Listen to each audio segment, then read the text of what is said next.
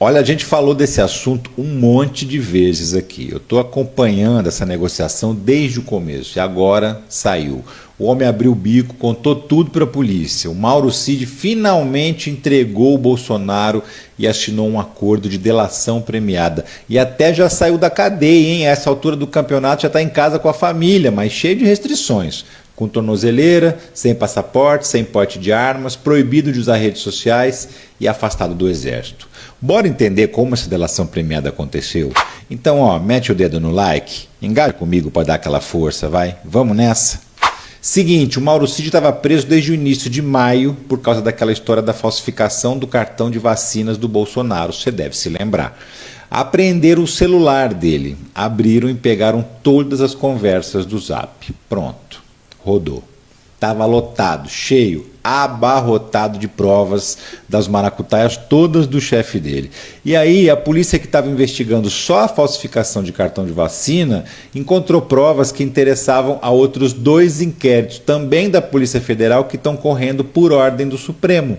O das milícias digitais, que é sobre aquela galera que comanda milhões de contas falsas nas redes sociais para plantar fake news e atacar todo mundo que não concorda com o Bolsonaro.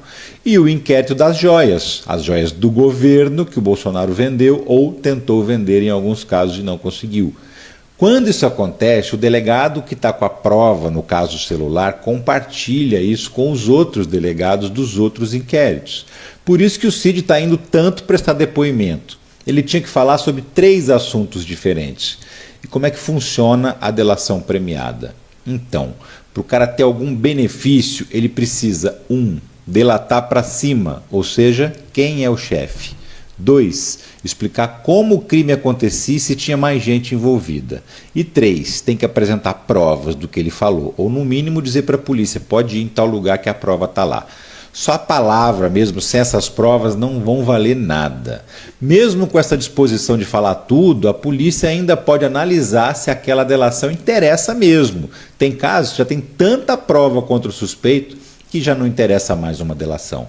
Mas no caso do Mauro Cid, é claro que a gente está falando de uma pessoa que viu muito, né? Viu tudo que o Bolsonaro fez ali do ladinho, ajudando ainda.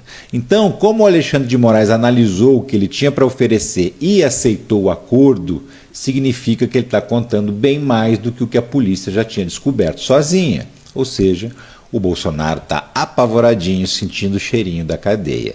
O Mauro Cid era o cara que atendia as ligações do Bolsonaro.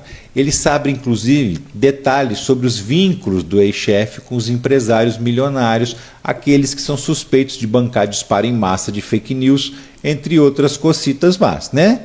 Depois do próprio Bolsonaro, a pessoa que mais participava das coisas dele era o Mauro Cid. Então você imagina o peso dessa delação, pessoas amigas que estão me assistindo agora. E sim, essa delação existe mesmo e já está até assinada. Daqui para frente começa a fase de coleta de provas para confirmar tudo que ele falou. Agora, ele não foi solto só em troca dessa delação, não, viu? Ele foi solto também por isso, mas tem um conjunto de ações aí.